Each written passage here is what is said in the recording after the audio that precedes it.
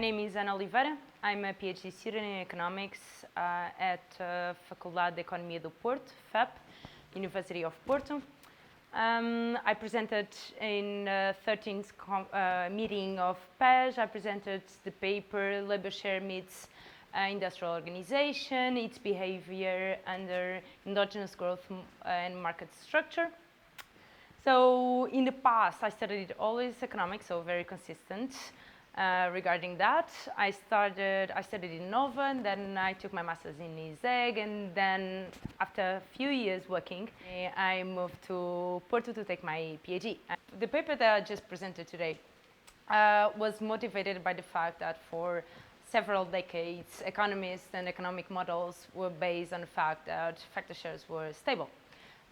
This was one of the Calder effects that we are so used to implement in our models.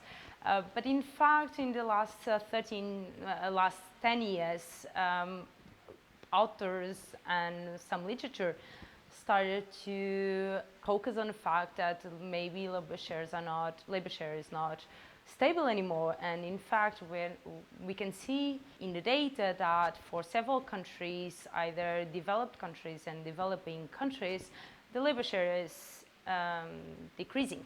We can find in the literature several papers on this, and of course that now that robotization and automation is a thing among economists. I used to be a person that couldn't wait for the microwave to heat my food, because I'm not a person with a lot of patience.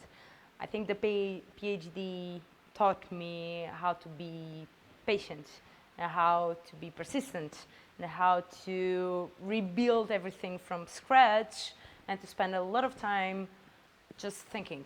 And that's okay, and it's part of the process. And I think when you reach a nice conclusion that it can be policy driven, or can be found in the data, or that has real meaning, it's amazing for everyone, and I think it's amazing for me as a PhD student.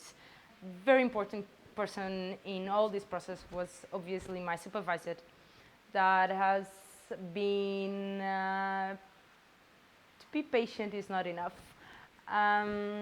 So he has solved all the minor and major doubts that I have had these past 2 years and a half. So of course I thank him a lot, and I'm so honored to be awarded with Consultaccount Awards to young PhD students. So I thank them a lot, and I think it's a good incentive for all the PhD students that present their papers at